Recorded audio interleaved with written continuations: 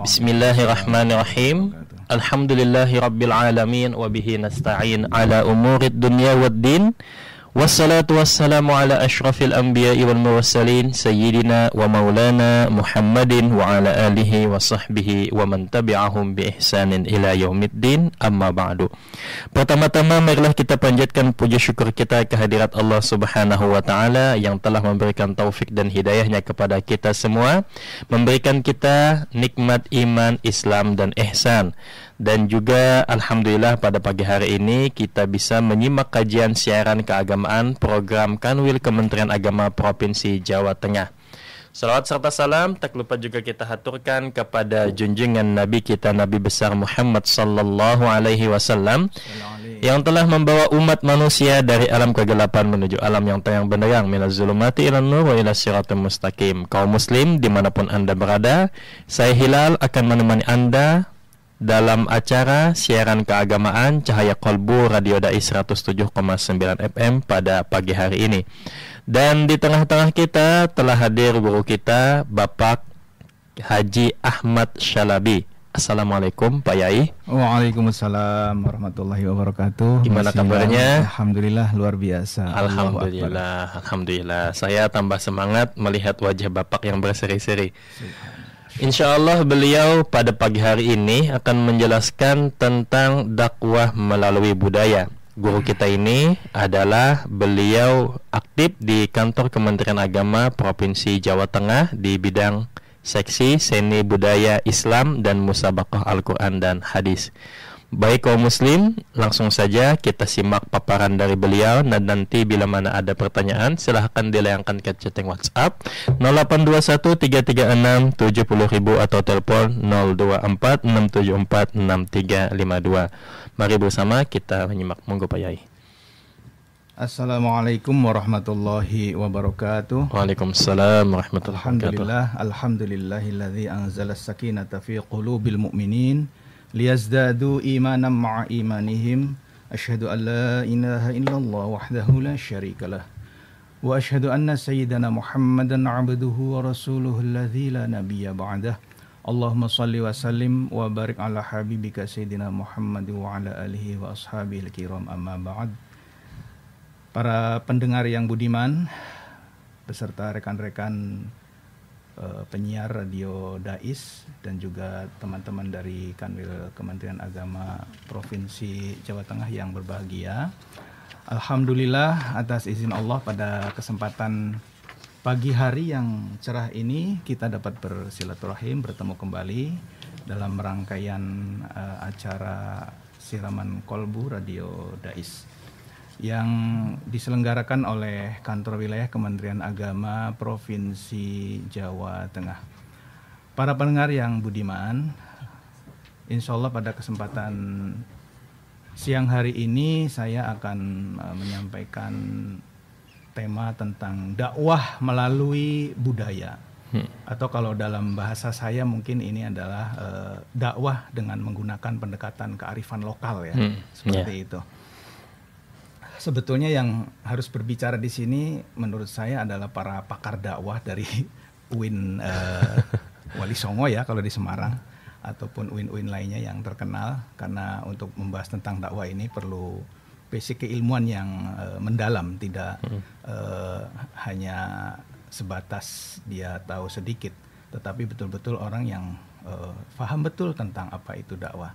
Tapi alhamdulillah saya terpicu untuk mengingat kembali materi-materi yang pernah saya pelajari beberapa puluh tahun yang lalu ketika saya juga pernah kuliah di Fakultas Dakwah. Masya Allah. Waktu masih muda dulu saya alhamdulillah diberikan izin oleh Allah untuk bisa mengenyam pendidikan di Fakultas Dakwah. Jadi mungkin sedikit saya akan menyampaikan hal-hal yang terkait dengan dakwah melalui budaya ini. Mungkin di sini ada dua kata ya, dakwah dan budaya yang menjadi titik tekan atau yang perlu saya garis bawahi, dakwah dan budaya. Sedikit saya menyampaikan secara etimologi atau secara bahasa terlebih dahulu pengertian dari dakwah itu sendiri. Kata dakwah itu berasal dari bahasa Arab ya, akar katanya adalah da'a yad'u da'watan. Jadi ini serapan atau mungkin pengambilan dari bahasa Arab yang kemudian diserap ke dalam bahasa Indonesia. Kalau dalam bahasa Arabnya sendiri itu bukan dakwah tapi dakwah pakai ain ya. Tapi betul. Karena diserap ke dalam bahasa Indonesia, jadi ainnya berubah menjadi huruf ka ya. Jadi dakwah begitu. Di dalam kamus bahasa Indonesia itu tertulis menjadi dakwah seperti itu, bukan dakwah pakai ain ya. Dan kalau dakwah nggak pakai h itu sudah beda lagi artinya. Tapi kalau dakwah dengan menggunakan h itu artinya identik dengan dakwah seperti yang ada dalam bahasa Arab. Jadi secara etimologi atau secara bahasa, dakwah ini mengandung makna mengajak. Atau menyeru, atau juga bisa diartikan sebagai menjamu ya. Kenapa saya berangkat dari pengertian secara etimologi dulu supaya yang belum paham bisa tahu ya, sedikit memahami lah terkait dengan apa itu sebetulnya dakwah. Kemudian di dalam pengertian berikutnya secara bahasa ini juga ada tingkatannya. Ketika kita mengajak kepada yang lebih tinggi kedudukannya seperti kepada pimpinan kita atau kepada Allah Subhanahu wa taala yang di atas kita, maka pengertian dakwah ini berubah menjadi memohon. Memohon. Kemudian ketika kepada orang yang atau sesuatu yang berada di bawah kita atau lebih rendah dari kita atau lebih muda daripada kita, seperti kepada anak buah kita atau kepada adik-adik kita mungkin, itu sudah berubah lagi maknanya, bukan lagi mengajak, bukan lagi menyeru, bukan lagi menjamu atau memohon, tetapi ini diartikan sebagai memerintah.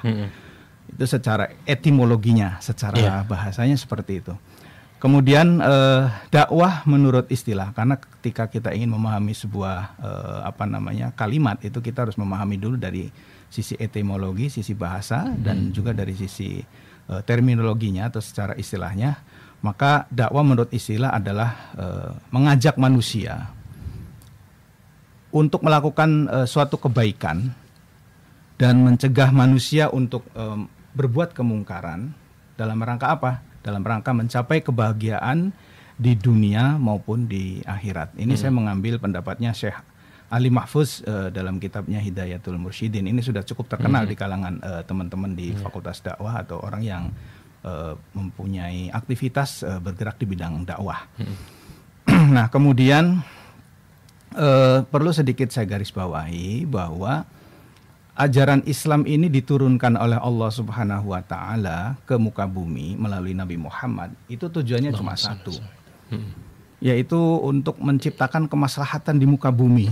Tidak lain selain itu. Jadi artinya apapun yang diturunkan oleh Allah ke muka bumi itu adalah tujuannya untuk kemaslahatan. Nah, kemaslahatan ini harus dijunjung tinggi, harus ditegakkan dengan apa? Yaitu dengan dakwah, dengan ajakan-ajakan, dengan seruan-seruan kepada masyarakat, kepada umat Islam yang ada di tengah-tengah kehidupan kita. Kadang-kadang ada orang yang beranggapan bahwa mengajak kepada kebaikan atau mencegah seruan terhadap perbuatan-perbuatan yang dilarang itu hanya tugasnya para dai atau para kiai atau para ustadz. Kebanyakan orang memahaminya seperti itu. Padahal sesungguhnya ajakan ataupun perintah untuk menyuruh kepada kebaikan itu tugas umat Islam. Bukan hanya tugas seorang kiai, bukan hanya tugas seorang ustadz, bukan hanya tugas seorang ulama. Jadi di dalam diri seorang yang mengaku atau menyatakan diri sebagai umat Islam itu melekat satu kewajiban, yaitu kewajiban untuk berdakwah atau kewajiban untuk mengajak kepada kebaikan dan mencegah dari perbuatan kemungkaran. Nah, ini yang kadang-kadang nyun sewu salah persepsi kita umat Islam sendiri kadang-kadang seperti itu. Kenapa saya menyampaikan seperti itu? Karena sudah jelas sekali bahwa setelah Rasulullah wafat, itu tugas untuk melanjutkan dakwah itu sebetulnya menjadi tugas kita sebagai umat Islam. Memang lebih spesifik di situ disampaikan adalah al-ulama warasatul anbiya. Para ulama itu adalah ahli waris para nabi. Tetapi tidak mungkin ulama-ulama itu dia bisa bergerak tanpa dukungan dari semua pihak, termasuk umat Islam itu sendiri harus mendukung. salah satu bentuk dukungannya itu adalah kita ikut juga meneruskan dakwah-dakwah yang disampaikan, ajaran-ajaran yang disampaikan oleh para ulama tersebut.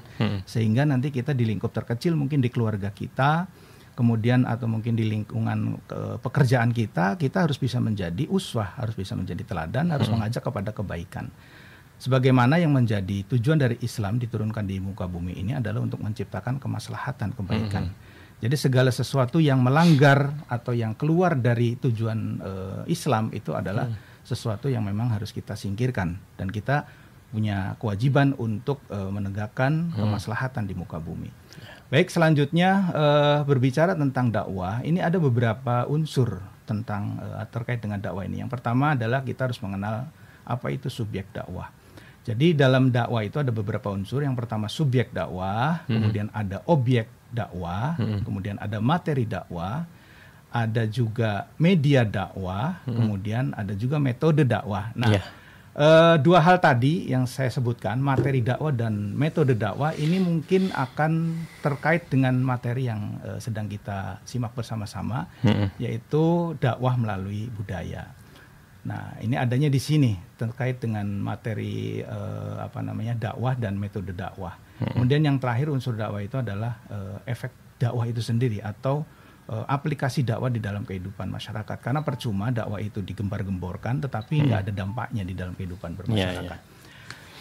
Yang pertama terkait dengan subjek dakwah. Maka subjek dakwah ini sangat luas ya. Bisa saja itu orang atau kelompok ataupun siapapun yang ada di muka bumi ini. Dan pelaksanaan dakwah ini tidak semata-mata dengan lisan, tetapi juga bil lisan, kemudian ada juga bil qalam ya, dengan tulisan, kemudian juga dengan perbuatan, tentunya seperti itu bil arkan. Jadi kadang-kadang kita menganggap dakwah itu ceramah, dakwah itu adalah pengajian umum, pengajian tablik akbar dan sebagainya. Padahal dakwah itu dalam lingkup kecil, kita ketika mengajak anak sholat berjamaah, ketika membangunkan anak untuk sholat, itu juga bagian dari dakwah. Seorang ayah atau seorang ibu yang mengajak anaknya pergi ke masjid ataupun membangunkan anaknya untuk sholat, itu adalah juga bagian dari kegiatan dakwah. Dan dakwah saat ini sudah semakin luas ya. Jadi artinya tidak hanya secara lisan ya, berbicara, kemudian tidak juga bil qalam, tidak hanya dengan tulis menulis. Banyak sekali sudah terjadi inovasi di dalam berdakwah. Tetapi yang paling utama di dalam berdakwah itu supaya hasilnya maksimal itu adalah dengan menggunakan metode keteladanan. Ya, dengan metode perbuatan. Kita harus bisa memberikan contoh untuk anak kita, untuk lingkungan sekitar kita, supaya dakwahnya itu lebih mengena dan lebih bisa diikuti oleh objek dakwah. Kemudian terkait dengan materi dakwah, kita kadang-kadang terjebak dengan materi dakwah yang sifatnya itu menakut-nakuti. Bahwa kalau kamu tidak seperti ini, kalau kamu tidak melakukan ini, maka kamu akan masuk neraka. Kalau kamu melakukan ini, kamu masuk surga. Jadi terkesan umat Islam itu ditakut-takuti. Padahal di dalam berdakwah itu ada ada semacam upaya yang tujuannya itu adalah bagaimana mengajak secara bijak ya. Jadi basyiru wala tunafiru, berilah kabar gembira, jangan bikin dia lari gitu kan. Kemudian yasiru wala tu'asiru, jangan diberikan informasi-informasi yang berat-berat dulu. Ajak dengan cara yang bijak, ajak dengan metode-metode yang sehingga mereka itu tertarik kepada kita. Dan dakwah ini juga sebetulnya tidak hanya kepada non-Islam ya, atau di luar Islam, karena sasaran dakwah atau objek dakwah itu umat Islam itu sendiri sebetulnya yang juga harus diberi tuntunan untuk kembali ke jalan yang benar. Karena tujuan dakwah itu yang pertama adalah hidayatul kafirin, memberikan hidayah, memberikan petunjuk pada orang-orang kafir yang ada di luar Islam, yang menolak Islam. Kafir di sini bukan berarti orang yang kafir maksud saya di sini kafir itu adalah orang-orang yang belum mengakui Islam sebagai agama yang paling benar ya. Di luar Islam, intinya seperti itu. Yang masih menolak terhadap keberadaan Islam sebagai agama yang paling baik menurut Allah Subhanahu wa taala dan menurut kita sebagai pengikutnya. Yang kedua, bahwa dakwah itu adalah bertujuan untuk liislahi ahwalil muslimin, untuk memperbaiki perilaku umat Islam. Karena kadang-kadang kita sendiri merasa sebagai umat Islam, tetapi justru kita sendiri tidak melaksanakan apa yang menjadi tuntunan Islam itu sendiri, apa yang menjadi perintah agama Islam itu sendiri. Buktinya apa? Buktinya banyak diantara kita orang yang mengaku Muslim, mengaku sebagai umat Rasulullah, tetapi jauh dari hal-hal yang memang seharusnya dilakukan oleh seorang Islam, seorang yang mengaku dirinya Muslim. Ini terbukti di dalam salah satu firman Allah Subhanahu wa taala nih, ayat surah An-Nisa ayat 136. Allah Subhanahu wa taala berfirman, a'udzubillahi minasyaitonirrajim. Ya ayyuhalladzina aminu billahi wa rasulih. Wahai orang-orang yang beriman, tetaplah beriman kepada Allah dan Rasulnya, dan seterusnya. Itu artinya apa? Umat Islam juga disuruh untuk beriman. Yang disuruh beriman itu tidak hanya non-Muslim, bukan hanya orang-orang yang di luar Islam, tetapi orang-orang yang sudah menyatakan diri sebagai umat Islam, sudah membacakan 2 kalimat syahadat, katakanlah seperti itu, tetap diseru. Itu tadi, ya ayyuhalladzina aminu billahi wa rasulih. Sudah Islam tapi tetap diseru. Artinya apa? Bahwa kegiatan dakwah atau menyeru kepada kebaikan ini tidak melulu ditujukan kepada orang-orang yang berada di luar Islam, tetapi terhadap orang Islam pun kita menyeru, diperintahkan untuk menyeru seperti itu. Kemudian terkait dengan metode dakwah tadi, sangat luas ya sekarang ini, termasuk juga materi-materi dan media dakwah ini sekarang sudah tidak bisa dibatasi, tidak bisa kemudian harus seperti ini, harus seperti itu, tidak boleh begini, tidak boleh begitu, tidak seperti itu. Karena hukum itu bisa berubah tergantung keadaan di mana hukum itu berlaku. Jadi maksudnya begini, jadi ketika mungkin dulu itu dilarang, tetapi kalau situasi sekarang memungkinkan untuk bisa dilakukan, kenapa tidak? Sebagai contoh, dakwah itu zaman Rasulullah tidak ada orang berdakwah dengan menggunakan katakanlah puisi, ya. Tidak ada zaman Rasulullah itu berdakwah dengan menggunakan rebana. Saya yakin seperti itu, dengan nyanyian dan sebagainya. Tetapi saat ini kalau kemudian kita terlalu saklek, terlalu tekstual, ya, maka tidak akan berkembang dan tidak diminati seperti itu. Kurang lebih contohnya seperti itu. Jadi hukum itu berdasarkan kajian usul fikih itu bisa berubah sesuai dengan kondisi zaman. Jadi kalau dalam kaidah usul fikihnya al-hukmu yaduru ma'illah. Bukan itu, ada satu lagi itu. Taghayyuril ahkam bitaghayyuril asminah wal amkinah. Nah, itu saya ingat itu pelajaran usul fikih. Taghayyuril ahkam bitaghayyuril asminah wal amkinah wal asminah. Jadi artinya apa? Bahwa hukum itu bisa berubah tergantung dari keadaan tempat dan zamannya gitu kan. Kalau kita sekarang zamannya sudah canggih ya, sudah ada teknologi seperti radio, maka berdakwah dengan radio ini juga bagian dari dakwah dengan menggunakan budaya seperti itu. Sedikit saya menyampaikan juga bahwa dasar dalam pelaksanaan dakwah itu termaktub dalam Al-Quran surah An-Nahl, salah satunya ya ayat 125, a'udzubillahi minasyaitonirrajim. Ud'u ila sabili rabbika bil hikmati wal mau'izatil hasanah wajadilhum billati hi ahsan. Inna rabbaka huwa a'lamu biman dhalla an sabilihi wa huwa a'lamu bil muhtadin. Artinya, serulah manusia kepada jalan Tuhanmu dengan hikmah. Nah, ini. Dan pelajaran yang baik, dan bantahlah mereka dengan cara yang baik. Nah, perintahnya sudah jelas itu. Mengajak itu dengan cara hikmah, dengan pelajaran. Kemudian pelajaran yang baik. Dan ketika membantah mereka itu juga dengan cara yang baik.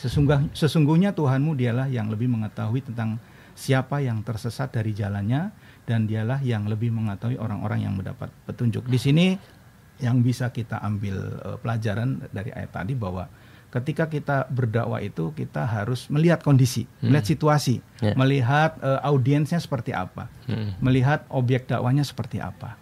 Kemudian di dalam firman-Nya yang lain Allah menyatakan, a'udzubillahi minasyaitonirrajim, wal takum minkum ummatun yad'una ilal khairi wa ya'muruna bil ma'rufi wa yanhauna 'anil munkar wa ulaika humul muflihun. Dan hendaklah ada di antara kamu segolongan umat yang menyeru kepada kebaikan, menyuruh kepada yang ma'ruf dan mencegah dari yang mungkar. Merekalah orang-orang yang beruntung. Ini sudah jelas ada ketentuan bahwa kita sebagai umat Islam diperintahkan untuk berdakwah dan tidak melulu hanya para kiai atau para ustadz yang diperintahkan untuk berdakwah. Jadi kewajiban seorang muslim itu adalah berdakwah kepada siapapun, kepada orang-orang yang ada di sekitar kita. Apakah itu dia keluarga kita, apakah itu dia orang yang kita kenal atau tidak, kita harus bisa memberikan contoh yang baik dan dakwah yang paling efektif itu adalah dengan contoh yang baik. Bilhal. Ya, seperti itu. Kemudian berikutnya terkait dengan budaya ya. Tadi saya sedikit menyinggung tentang apa itu dakwah. Sekarang saya bergeser ke budaya. Tentunya kita sudah familiar ya dengan terminologi atau dengan kata-kata budaya ini, karena memang di Indonesia ini memiliki beragam budaya yang banyak seperti sekali. yang kita ketahui di Jawa Tengah saja ini sudah banyak sekali kebudayaan yang bisa kita saksikan bersama-sama di tengah masyarakat. Secara bahasa ini budaya atau juga ada yang menyebutnya dengan istilah kebudayaan itu berasal dari bahasa Sanskerta, yaitu budaya. Budaya itu bahasa Sanskerta yang merupakan bentuk jamak dari budi. Nah, budi itu artinya akal, ya. Budi itu akal. Tapi kalau dalam kajian antropologi, budaya itu dianggap singkatan dari kebudayaan, sehingga tidak ada perbedaan berdasarkan definisinya antara budaya dan kebudayaan. Kemudian dalam bahasa Inggris, budaya dan kebudayaan ini disebut dengan culture, yang secara bahasa ini berasal dari bahasa Latin ya. Ada yang menyebutnya itu kolere ya, ada yang menyebutnya itu kultura. Ya. Itu artinya mengolah atau mengerjakan. Kata culture juga kadang diterjemahkan sebagai kultur dalam bahasa Indonesia yang memiliki arti sama dengan kebudayaan atau budaya itu sendiri. Nah, kemudian secara itu tadi secara bahasa, secara terminologinya atau secara istilahnya, budaya itu merupakan cara hidup yang berkembang serta memiliki ciri khas, kekhasan ya, yang itu dibangun oleh satu kelompok atau suatu komunitas ya, dan itu diwariskan secara turun temurun ya, secara tradisional, secara generasi dari satu generasi ke generasi berikutnya. Karena budaya itu terbentuk dari unsur-unsur yang kompleks ya, ada yang mengatakan istilahnya itu rumit. Kalau saya lebih mengatakan budaya itu terbentuk dari unsur yang sangat kompleks. Karena di dalam budaya itu ada sistem agama, ada sistem politik, ada sistem adat istiadat, kemudian ada juga sistem bahasa dan sebagainya. Kemudian membentuklah sebuah budaya. Bahkan dari unsur seni pun ada. Banyak unsurnya gitu banyak unsur kompleks ya.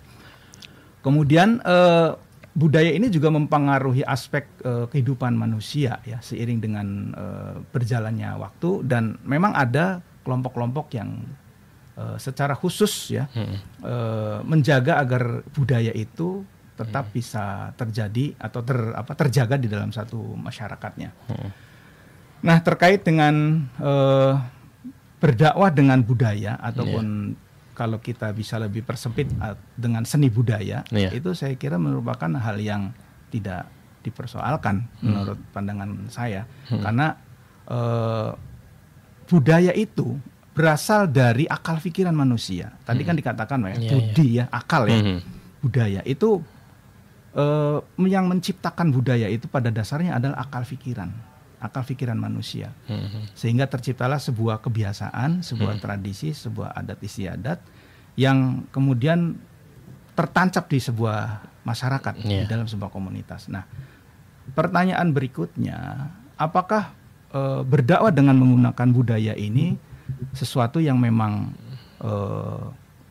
dibolehkan atau tidak? Ini banyak terjadi ya di lingkungan masyarakat. Kalau saya pribadi sebagai seorang yang berada di bawah naungan Kementerian Agama, dan yang perlu sedikit saya sampaikan bahwa di Kementerian Agama ini ada namanya Subdit atau Subdirektorat Seni Budaya Islam dan Siaran Keagamaan yang berada di bawah Direktorat Penerangan Agama Islam Kementerian Agama Republik Indonesia. Itu di pusat ada namanya Direktorat penerangan agama Islam. Penerangan agama Islam ini kan dakwah sebetulnya. Kegiatannya di dalamnya semuanya itu bertujuan untuk berdakwah ya. Salah satunya ada subditnya atau apa ya istilahnya, salah satu unsur yang ada di dalam Direktorat Penerangan Islam itu namanya subdit seni budaya Islam dan siaran keagamaan, itu di tingkat pusatnya. Kemudian di tingkat provinsi itu ada namanya bidang penerangan agama Islam, zakat, pemberdayaan zakat dan wakaf. Nah itu di dalam bidang penerangan agama Islam ada lagi namanya seksi pengembangan seni budaya Islam ya. Jadi artinya apa? Seni budaya Islam itu diakui sebagai bagian yang tidak terpisahkan dari kehidupan umat Islam. Seperti itu. Jadi artinya kami sangat mendukung ketika dakwah itu bisa diterjemahkan dalam bentuk kearifan lokal gitu, kearifan dengan menggunakan kearifan lokal. Sebagai contoh, kita di Jawa Tengah ini kan mendengar, sering melihat, bahkan saya sering ikut juga kegiatannya sholawatannya Habib Syekh gitu ya. Kemudian kalau saya dulu pernah di Bandung, saya pernah menjadi salah satu timnya A'agim juga. Kami di sana juga sering ketika mendampingi A'agim berdakwah itu selalu aja nanti di situ ada nasid ya. Nah, itu juga bagian dari dakwah sebetulnya. Bahkan kegiatan musabaqah tilawatil Quran itu juga bagian dari dakwah menggunakan budaya. Artinya apa? Memang itu tidak ada secara khusus tertulis di dalam Al-Qur'an tentang boleh tidaknya melaksanakan kegiatan seperti itu, karena Al-Qur'an kan sifatnya mujmal, kemudian sifatnya umum, luas, kemudian di breakdown ataupun dikuatkan dengan hadis ya, karena sumber hukum itu selain Al-Qur'an ada hadis.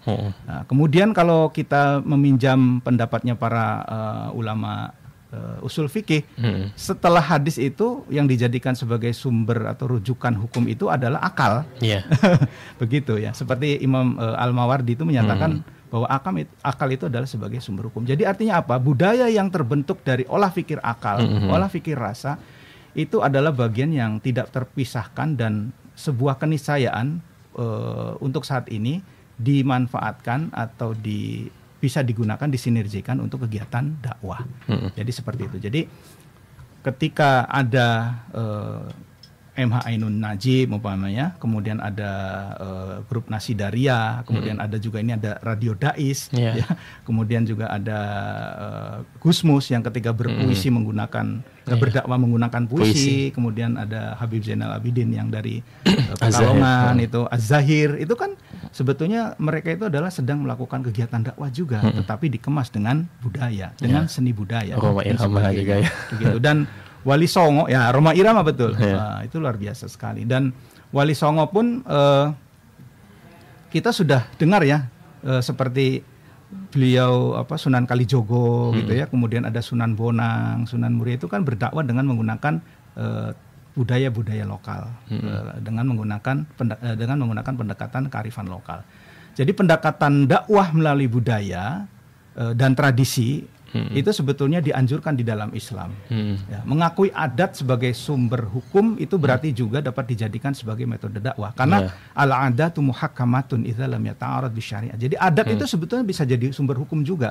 Ya.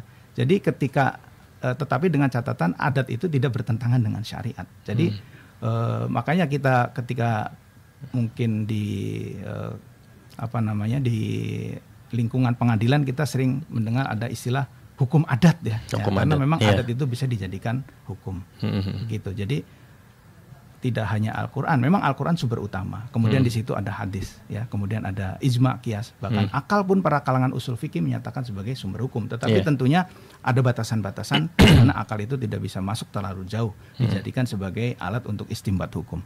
Nah, Kementerian Agama dalam hal ini, Kanwil Kementerian Agama Provinsi Jawa Tengah sangat mendukung sekali program-program dakwah dengan menggunakan pendekatan kearifan lokal atau dengan menggunakan budaya ini sebagai wujud dari program dukungannya terhadap kegiatan-kegiatan yang bernuansa budaya ini. Beberapa waktu yang lalu Kementerian Agama Provinsi Jawa Tengah telah melaksanakan kegiatan ada namanya Festival Seni Budaya Islam. Jadi di dalamnya ada lomba marawis, ada lomba paduan suara, ada lomba nasyid, ada lomba rebana dan sebagainya. Dan pernah juga di tahun 2021 kemarin kami mengadakan lomba festival film pendek bernuansa Islami. Nah, itu juga adalah bagian dari dakwah menggunakan budaya. Kemudian harusnya tahun ini ada festival seni budaya tingkat nasional di Jawa. Oh, bukan Jawa Barat, di Banten ya. Banten bukan Jawa Barat ya, di Provinsi Banten. Tetapi karena tidak mendapatkan izin dari pejabat yang berwenang, akhirnya itu diundur atau mungkin ditunda di tahun berikutnya. Dan di antara bentuk perhatian Kementerian Agama terhadap budayawan dan situs-situs sejarah, situs-situs Islam yang ada di Jawa Tengah, kami juga melakukan pemetaan di tiap-tiap kabupaten kota. Jadi kita data semua budayawan Islam, bahkan penyiar-penyiar Islam. Beberapa waktu yang lalu juga pernah kami undang di Hotel Aston untuk diberikan pemahaman, diberikan keilmuan terkait dengan bagaimana dakwah dengan menggunakan media radio seperti itu. Jadi alhamdulillah perhatian pemerintah dalam ini Kementerian Agama, baik itu di pusat maupun di tingkat provinsi itu sudah sangat baik menurut saya. Walaupun ini baru sekitar 2 tahun saja gerakan ini dilakukan. Karena Subdit MTQ setahu saya baru ada Subdit SBI Seni Budaya Islam itu baru ada 2 tahun. Baru lahir di tahun 2020. Tetapi insya Allah ini akan terus program-programnya ditingkatkan kembali dalam rangka apa? Dalam rangka mengangkat budaya-budaya Islam yang ada di Indonesia. Begitu mungkin atau sudah cukup? Saya kira sudah sangat cukup. Menarik sekali kajian kita pada pagi hari ini tentang dakwah melalui budaya. Dan kita akan kembali setelah jeda berikut. Baik kaum muslim, kembali lagi bersama kami 107,9 FM terdepan dalam dakwah dan nada. Pak Kiai, ini ada beberapa pertanyaan dari pendengar kita. Jadi Assalamualaikum warahmatullahi wabarakatuh. Selamat pagi Kiai dan Ustadz Hilal. Mama Mia izin bertanya, saya kan suka menyanyi. Contohnya seperti nada-nada qasidah. Kadang juga syairnya tentang percintaan, tapi itu merupakan nasihat. Apakah termasuk itu dalam dakwah? Yang kedua, saya di cabang Ranting Patayat sebagai seni budaya. Sebaiknya apa yang harus saya lakukan untuk mengembangkan Patayat kami? Syukran. Wassalamualaikum. Terima kasih. Assalamualaikum warahmatullahi wabarakatuh. Dari Ibu siapa tadi? Mama Mia. Oh, Mama Mia ya. Ibu Mama Mia yang baik hati dan yang budiman. Terima kasih atas pertanyaannya. Saya coba memberikan jawaban. Mudah-mudahan jawaban saya sesuai dengan yang diharapkan. Tetapi kalaupun tidak sesuai, insya Allah masih banyak yang lainnya yang bisa memberikan jawaban yang lebih baik tentunya. Pertanyaan tadi yang disampaikan oleh Ibu Mama Mia adalah terkait beliau suka menyanyikan lagu-lagu nasyid ya, tapi tentang percintaan gitu ya. Kalau saya gampang saja sih, sebetulnya selama itu perbuatan yang sifatnya mubah ya, menurut saya itu nyanyi itu mubah ya, tidak ada istilah haram. Tetapi haram itu ketika sudah nyanyi yang mengarah kepada hal-hal yang negatif yang keluar dari Islam. Jadi pada prinsipnya selama itu tujuannya untuk semakin mendekatkan diri kepada Allah, monggo-monggo saja. Tetapi kalau itu kemudian akan lebih menjauhkan kepada Allah, ya sebaiknya itu dihindari. Ya. Masalah mau dilaksanakan atau tidak itu kembali tergantung dari si pelakunya. Tapi kalau saya pribadi, kuncinya satu, ketika apa yang kita lakukan itu adalah semakin mendekatkan diri kepada Allah, ya itu berarti sesuatu yang boleh kita lakukan positif dan itu adalah bagian dari dakwah, karena dakwah itu kan mengajak agar kita semakin dekat kepada Allah, intinya kan seperti itu.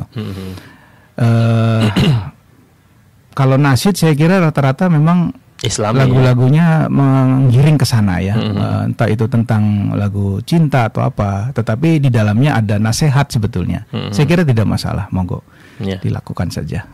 Asal di dalam menyanyinya itu tidak terlalu menampakkan apa ya istilahnya manja-manjaan yang membuat orang laki-laki, kaum laki-laki menjadi terpancing, begitu.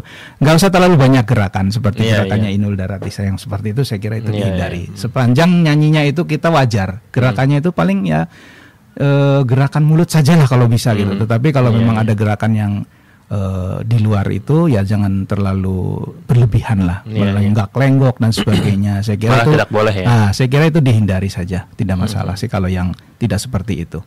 Itu terus yang apa tadi pengembangan seni budaya di Fatayat. Di Fatayat ya. Kalau bisa memang harus lebih sering berinteraksi dengan budayawan-budayawan yang ada di lingkungan setempat atau mungkin di tingkat kabupaten atau kota, dan juga merapat ke Bimas Islam, Kementerian Agama provinsi kabupaten kota. Ya, kalau kebetulan dekat dengan Kanwil Kemenag ya datang saja ke Kanwil Kemenag. Insya Allah nanti kita berdiskusi di sana banyak. Ini ada pertanyaan penelpon. Assalamualaikum. Waalaikumsalam warahmatullahi wabarakatuh. Waalaikumsalam. Semarang, mau bersilaturahim dengan Mas Bilal dan Pak Yai ini. Semoga diparingi sehat, panjang umur, bisa melancar di dalam fatwa dan dakwahnya. Amin. Amin ya rabbal alamin. Assalamualaikum Pak Yai dan Mas Bilal. Saya silaturahim dan kedua bertanya. Yang saya tanyakan tadi Pak Yai menyampaikan dakwah dan hukum ya. Yang saya tanyakan di zaman sekarang ini dakwah tapi model tarif gitu. Ada yang mengatakan sah, ada yang tidak. Kalau sudah diberi tarif, ada tarif nanti di akhirat nggak dapat apa-apa. Apakah betul? Kemudian ada dakwah lewat maidul hasanah, kemudian ada dakwah lewat ilmu seperti memberi ijazah keselamatan untuk jualan dan laris. Itu ada mahar, juga mas kawin atau kupon, itu haram atau tidak, sah atau tidak. Kalau dengan seperti itu nanti juga dapatnya di dunia, di akhirat nggak dapat apa-apa. Yang penting saling menyetujui, saling clear nggak apa-apa katanya. Lah menurut Islam gimana? Dakwah dengan ilmu ada mas kawin maharnya, kemudian dakwah dengan maidul hasanah ada tarifnya seperti itu. Itu yang pertama. Yang kedua tentang hukum itu berlaku sesuai dan situasi dan kondisi. Nah yang saya tanyakan ini kembali pada dakwah lagi. Orang berdakwah dengan pengobatan, kemudian udah sakit, orang pasien sakit, berobat ke dokter, ke alternatif kalau nggak sembuh, kemudian ada Pak Yai, ini harus minum ini, alkohol, homer, atau congyang, apa ikan kodok, nanti insya Allah sembuh, katanya begitu.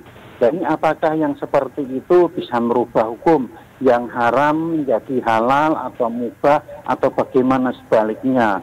Kalau memang dia bilang hukum berlaku sesuai situasi dan kondisi, pertanyaan saya, bagaimana dengan ayat wala talbisul haqqo bil batili wala antum la ta'lamunan begitu. Sesungguhnya jangan engkau campur adukkan dengan akal yang batil, haram dan halal. Sesungguhnya engkau mengetahui.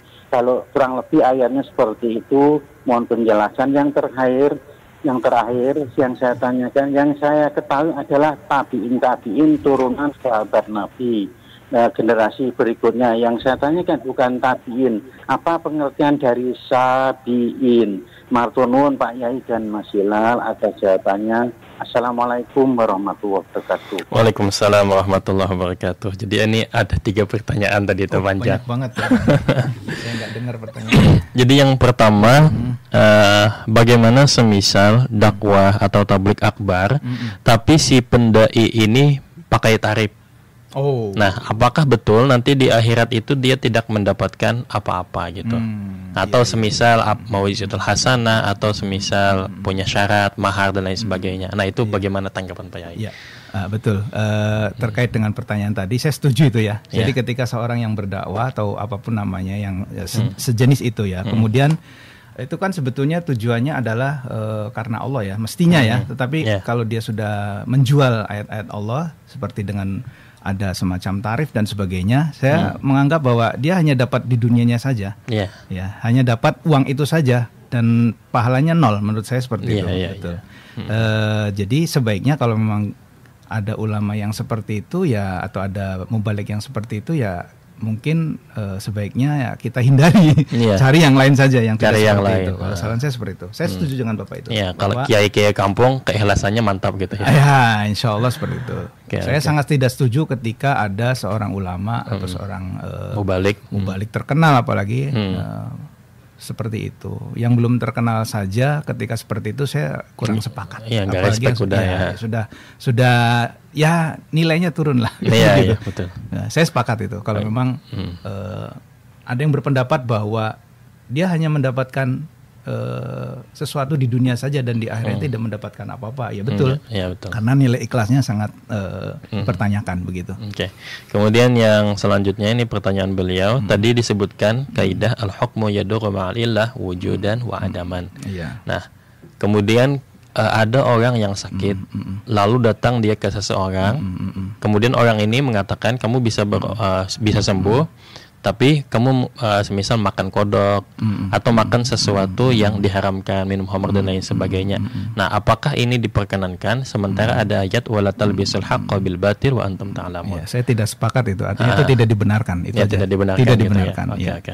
Nah, kemudian pertanyaan selanjutnya beliau bertanya tadi ada setelah Nabi itu ada sahabat. Setelah masa sahabat ada tabi'in. Lalu beliau pernah mendengar istilah sabi'in. Nah, apa itu kira-kira sabi'in? Saya sendiri baru dengar itu. Ya, kalau sobi'un ada, sobi'un ada. Ya, atau tabi'in itu ada itu. Nah, saya belum dengar itu. Mungkin Masila dengar istilah itu. Ya, mungkin itu yang dimaksud. Mungkin salah dengar mungkin. Sobi'un ya, sobi'un. Nah, itu ada di Al-Qur'an. Oke, itu bisa dibaca di tafsirnya. Kemudian ini ada lagi nih pertanyaan terkait tentang tema kita. Assalamualaikum Pak Yai. Waalaikumsalam warahmatullahi wabarakatuh. Bagaimana membedakan tradisi dan ajaran sunnah Nabi dari Bu Nur di Pedulungan? Ya, dilihat saja itu sumbernya dari mana. Kalau sumbernya itu ada di Al-Quran, ada hadis ya, kemudian tertuang juga dalam kitab-kitab Turath, insya Allah itu adalah bersumber dari Nabi. Tetapi ketika itu tidak ada di dalam sumber-sumber yang tadi saya sebutkan, itu berarti berasal dari akal. Tradisi ketika itu berasal dari akal atau tradisi, berarti itu bukan berasal dari Nabi itu saja. Tapi bukan berarti itu salah gitu. Tapi bukan berarti itu salah. Artinya harus dilihat juga bentuknya seperti apa, kemudian cara pengambilan sumbernya seperti apa. Jadi, seperti yang tadi saya sudah sampaikan bahwa akal itu juga bisa dijadikan sebagai sumber hukum. Kemudian adat juga bisa dijadikan sebagai sumber hukum. Jadi seperti itu. Oke. Kemudian pertanyaan selanjutnya dari Mas Muhammad Sabik. Assalamualaikum warahmatullahi wabarakatuh. Waalaikumsalam warahmatullahi wabarakatuh. Izin bertanya, zaman sekarang metode dakwah sangat bermacam-macam. Akan tetapi pada era sekarang ini banyak yang memanfaatkan media dakwah seperti sholawat, dibuat DJ, dangdutan dan sebagainya. Bukankah itu termasuk bagian su'ul adab? Bagaimana Kementerian Agama menanggapi hal semacam itu? Apakah hal itu sah-sah saja karena agar menarik minat kalangan tertentu atau bagaimana? Saya termasuk pada kelompok yang tidak sepakat dengan itu. Jadi artinya ya kurang istilahnya kurang etis lah kalau dibuat seperti itu. Tetapi kalau hanya seperti selawatan yang dilantunkan oleh opik umpamanya, itu menurut saya masih wajar, masih bisa kita terima. Tapi kalau yang kecenderungannya mirip rap dan sebagainya, itu sudah tasyabuh dengan DJ orang-orang yang di luar kita lah seperti itu. Jadi saya tidak sepakat dengan itu. Dan Kemenak ketika menyikapi hal yang semacam itu, tentunya kami menunggu laporan dulu dari masyarakat. Kami tidak bisa bertindak, paling kami juga melakukan pembinaan. Jadi tidak bisa menindak bahwa ini haram, ini halal dan sebagainya, tidak bisa. Kami akan bertindak setelah ada laporan dari masyarakat seperti itu. Ini kalau melaporkannya kemana ini? Ya langsung saja datang ke Kementerian Agama di melalui bidang Bimas Islam, kalau di tingkat kota kota kabupaten, atau kalau mau langsung ke Kanwil juga langsung bisa ke Penais. Langsung saja menyampaikan, oh ini ada begini. Itu hal yang wajar ketika masyarakat merasa gerah, ketika ada kelompok-kelompok masyarakat yang merasa tidak nyaman. Itu silakan saja disampaikan. Nanti kita akan melakukan tabayun. Kalau memang itu sudah keluar dari ketentuan kaidah Islam atau itu dianggap menyinggung pihak-pihak tertentu, ya mungkin akan kita cari solusinya. Begitu. Oke. Kemudian tadi itu ada ayat wal takum minkum ummatun yad'una ilal khair. Jadi kan di situ minkum gitu ya, ada. Nah, kemudian dakwah itu ada dakwah bil lisan, bil kitabah, kemudian yang paling afdal kan tadi bil hal ya, keteladanan. Nah, kemudian ada lagi di Jawa Tengah ya, soal dari kita lah ibaratnya orang pesantren Habibur Rahman El Sirazi, Kang Abik. Nah, itu kan dari pesantren Futuhiyah. Beliau itu berdakwah lewat film Ketika Cinta Bertasbih, ayat-ayat cinta. Nah, dari 3 bentuk dakwah tadi, hal, lisan, dan kitabah, dengan film itu masuknya di bagian apa tuh Pak? Semuanya menurut saya. Semuanya ya. Masuk di dalamnya. Itu sudah lengkap berarti dia menggunakan metode itu. Iya. Bilhal dengan ada contohnya juga kan di situ, tetapi dengan media film itu tadi. Oh, medianya film ya. Begitu. Jadi itu menurut saya lebih efektif karena untuk kalangan milenial itu akan lebih mudah masuk dengan menggunakan metode film seperti itu. Oke, itu sangat bagus. Kemudian itu Pak Yai, kalau kita dakwah di yang tradisinya itu sama atau kurang lebih sama, itu agak mudah. Tapi bagaimana semisal kita itu berdakwahnya di kalangan yang tradisinya itu jauh berbeda dengan kita. Semisal kita tinggal di Eropa. Nah, itu dakwahnya kira-kira yang ideal itu seperti apa Pak Yai? Justru ini ada sebuah fenomena menarik ya. Ini saya dapat informasi dari Kiai dari MUI Khalil Nafis ya. Ya, Kiai Khalil Nafis. Beliau itu baru pulang dari Belanda beberapa waktu yang lalu. Ternyata orang-orang Belanda itu dia suka dengan budaya-budaya Jawa, budaya-budaya khususnya Jawa ya, budaya Indonesia seperti sholawatan dan sebagainya. Dan ternyata itu menjadi pintu masuk mereka untuk menjadi mu'alaf. Oh, Masya Allah. Artinya bahwa budaya-budaya yang ada di Indonesia khususnya di Jawa itu juga bisa diterima di luar negeri itu kan, di kalangan masyarakat yang notabene dia bukan berasal dari Indonesia. Jadi artinya ketika kita ingin memasukkan sebuah kegiatan dakwah kepada satu kelompok yang mungkin kita juga belum tahu ya, kita harus melakukan studi dulu. Kita harus mengamati dulu seperti apa yang dilakukan para misionaris ya. Mereka rela hidup berpuluh-puluh tahun di suatu tempat hanya untuk melakukan pemetaan. Kita pun idealnya seperti itu ketika berdakwah. Teliti dulu ya. Sehingga di Fakultas Dakwah itu kan ada jurusan juga nanti manajemen dakwah dan sebagainya. Itu di dalamnya diatur berbagai macam strategi. Tidak hanya kita berbicara saja, tetapi juga harus dipantau. Jadi yang namanya kita berdakwah itu kan khotibun nas ala qadri uqulihim. Jadi kita harus berdakwah itu melihat kemampuan orang yang diajak bicaranya.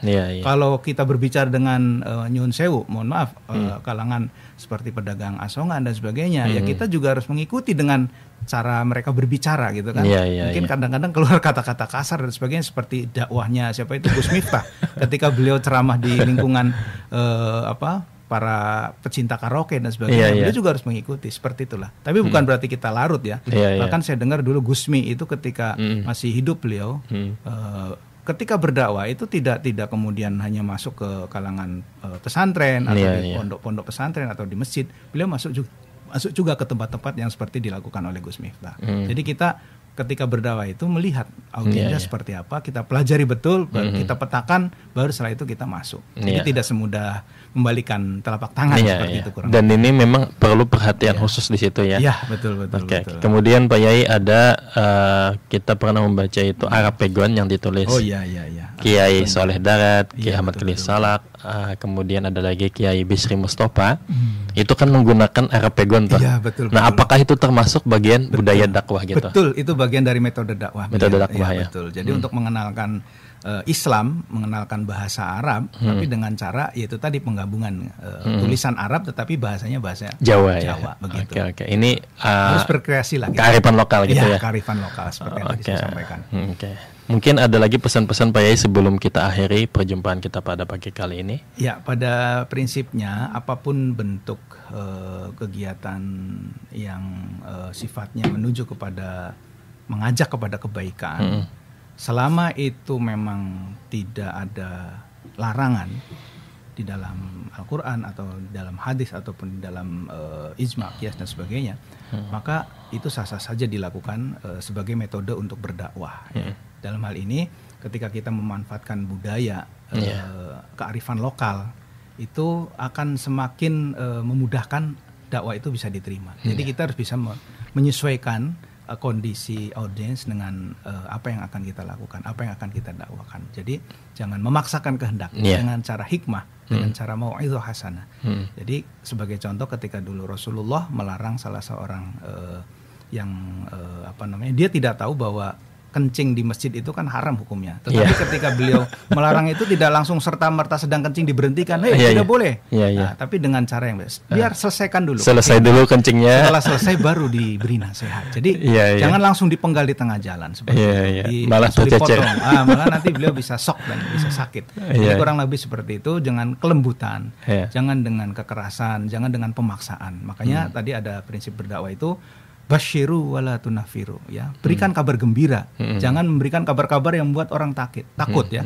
Kemudian yassiru wala tu'assiru. Berikan kemudahan. Berikan yang kira-kira orang itu tertarik dengan kemudahan-kemudahan itu, baru kita berikan sesuatu yang memang seharusnya kita berikan. Mungkin begitu saja. Baik, alhamdulillah, makasih banyak Pak Yai atas ilmunya dan pengalamannya. Kaum muslim, ini sangat banyak ilmu yang kita dapatkan pada pagi hari ini. Mudah-mudahan kita semua bisa mengamalkan minimal dakwah untuk diri pribadi dan keluarga gitu. Saya Hilal, mohon undur diri. Wallahul muwaffiq ila aqwamit thariq. Wassalamualaikum warahmatullahi wabarakatuh. Waalaikumsalam warahmatullahi